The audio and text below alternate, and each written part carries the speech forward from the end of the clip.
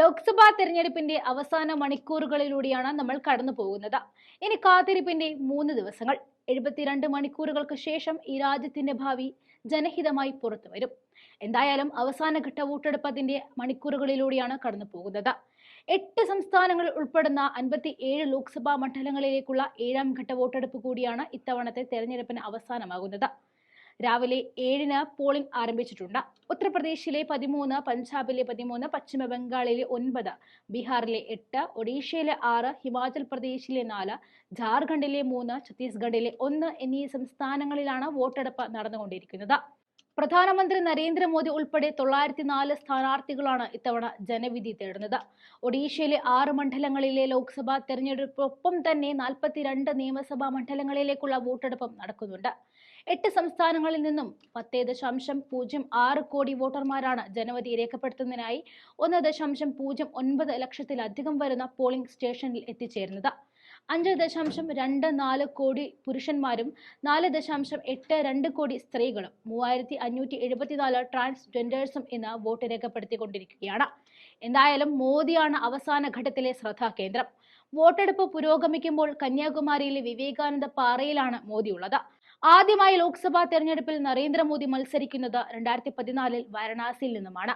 ആം ആദ്മി പാർട്ടിയുടെ ദേശീയ കൺവീനറും ഇപ്പോഴത്തെ ഡൽഹി മുഖ്യമന്ത്രിയുമായ അരവിന്ദ് കെജ്രിവാളിനെ 3.7 ലക്ഷം വോട്ടുകൾക്കായിരുന്നു മോദി തോൽപ്പിച്ചത്. 2019 ആകെ പോളിന്റെ 63% മോദി നേടിയിരുന്നു. അത്തവണ സമാജ്വാദ് പാർട്ടി നേതാവ് ശാലിനി യാദവിനെയായിരുന്നു മോദി നേരിട്ടത്. 2 തവണയും കോൺഗ്രസിന് വേണ്ടി മത്സരിച്ച അജയ് റായാണ് ഇത്തവണയും മോദിയെ നേരിടുന്നത്.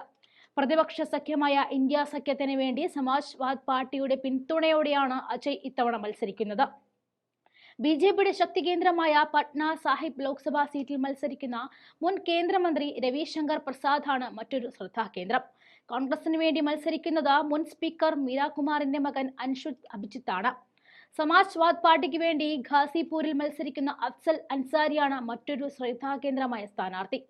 2019 BSPക്ക് വേണ്ടി BJPയുടെ മനോജ് സിൻഹയെ തോൽപ്പിച്ച അഫ്സൽ ഗുണ്ട രാഷ്ട്രീയക്കാരനായ മുക്താർ അൻസാരിയുടെ ഇളയ സഹോദരനാണ്.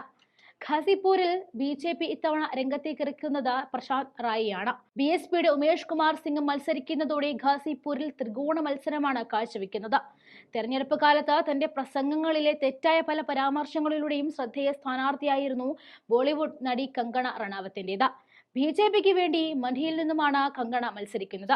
റാം സ്വരൂപ് ശർമ്മ MPയുടെ മരണത്തോടെ 2021 ഉപതെരഞ്ഞെടുപ്പിൽ കോൺഗ്രസിന്റെ പ്രതിഭ സിംഗ് വിജയിച്ചതോടെ BJPക്ക് നഷ്ടമായ സീറ്റാണ് മണ്ഡി.